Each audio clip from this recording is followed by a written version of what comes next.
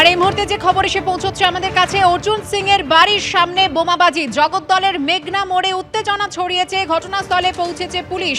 অর্জুন সিং এর বাড়ি জগদ্দলের মেঘনাপুর, সেখানে ছড়িয়েছে উত্তেজনা। বোমাবাজির খবর সামনে আসছে। বোমাবাজি হয়েছে মেঘনা মোড়ে। ঘটনাস্থলে উত্তেজনা, পুলিশ পৌঁছেছে এই মুহূর্তে ঘটনাস্থলে। অর্জুন সিং এর বাড়ির সামনে বোমাবাজির ঘটনা। কি কারণে এই বোমাবাজি আমরা জানার চেষ্টা করব, আমাদের প্রতিনিধির সঙ্গে যোগাযোগ করার চেষ্টা করছি আমরা। তবে এই মুহূর্তে যে খবর এসে পৌঁছচ্ছে, জগদ্দলের মেঘনা মোড়ে বোমাবাজি। ঘটনাস্থলে উত্তেজনা ছড়িয়েছে, আতঙ্ক ছড়িয়ে পড়েছে এলাকায়। পুলিশ পৌঁছেছে ঘটনাস্থলে।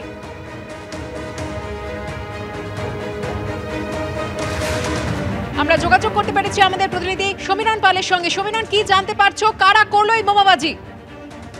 দেখো, ব্যারাকপুরের প্রাক্তন বিজেপি সাংসদ যেটা অভিযোগ করছেন যে গতকাল আজ সকাল 8:20 নাগাদ তার বাড়ি অর্থাৎ মেঘনা মোড়ের কাছে মজদুর ভবন, সে বাড়ি লক্ষ্য করে দুষ্কৃতীরা ইট পাটকেল ছড়ে, বোমা ছড়ে, গুলি চালায় এবং তিনিও অল্পের জন্য রক্ষা পেয়েছেন। তার পায়েও কিছু একটা আঘাত হয়েছে, সেটা তিনি দাবি করেছেন।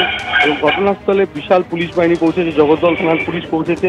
তবে যেটা জানা যাচ্ছে যে এই ঘটনার জেরে এলাকায় যথেষ্ট উত্তেজনা ছড়িয়ে পড়েছে এবং পুলিশ যেটা জানাচ্ছে মেঘনা মোড়ের কাছে কিছু দুষ্কৃতী বোমাবাজি করেছে। তবে গুলি চালানোর কথা পুলিশের পক্ষ থেকে এখনো স্বীকার করা হয়নি।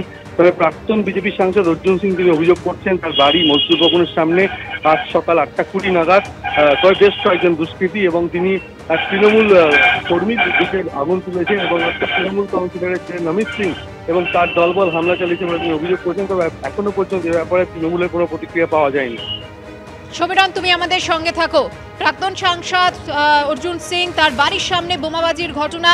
সকাল 8:20 নাগাদ এই বোমাবাজি হয় এমনটাই জানা যাচ্ছে। জগদ্দলের মেঘনা মোড়, সেখানেই ঘটনা ঘটে। ঘটনাস্থলে উত্তেজনা ছড়ায়, এলাকার মানুষের মধ্যে আতঙ্ক ছড়িয়েছে এবং ঘটনাস্থলে পুলিশ পৌঁছেছে যেমনটা জানা যাচ্ছে। সেই ছবি আপনারা দেখতে পাচ্ছেন। পুলিশ ইতিমধ্যে ঘটনাস্থলে পৌঁছে গিয়েছে। তবে কি কারণে এই বোমাবাজি এখনো স্পষ্ট নয়। সবুজ ধ্বংস করে গজিয়ে উঠেছে কংক্রিটের জঙ্গল, আর যার জেরে পরিবর্তন হয়েছে জলবায়ুতে, হয়েছে পরিবেশ দূষণ।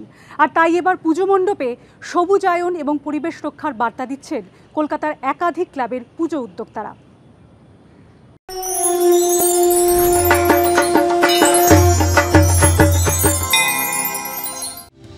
জলবায়ু পরিবর্তনের মোকাবিলায় এখনই ব্যবস্থা না নিলে বড় বিপদ অপেক্ষা করছে।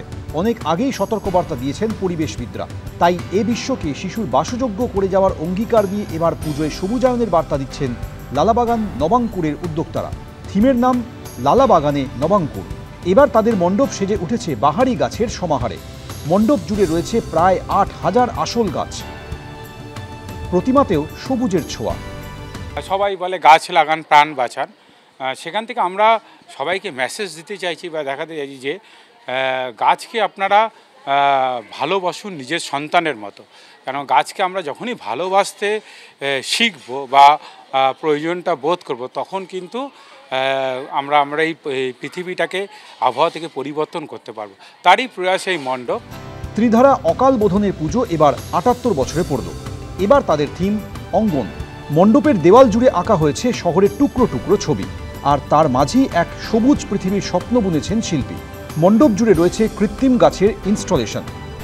মাকে যেমন নিজের আঙিনায় যদি আরাধনা করা যায়, মাকে যদি বরণ করে নেওয়া যায়, ঠিক সেরকম গাছের ছায়া, সেই ঠাকুর দালান সব কিছুই আছে বাজনদার। আর তার চারপাশে তার সঙ্গে তাল মিলিয়ে শহরতলি নিজের গতিতে এগিয়ে চলেছে। তাই বহু বছরের এই নানা রকম থিমের ভিড় এবং নানা রকম ভাবনার ওঠাপড়া নিয়েও আমাদের ত্রিধারা কিন্তু এবার একটু অন্যরকমভাবে সাবেকি ভেবেছে। দমদম পার্ক তরুণ সংঘের মণ্ডপেও এবার প্রকৃতি বাঁচানোর বার্তা। থিমের নাম মুক্তধারা। পাহাড় অরণ্য ধ্বংস করে নগরায়ন আদপে সভ্যতাকে ধ্বংসের পথেই ঠেলে দিচ্ছে।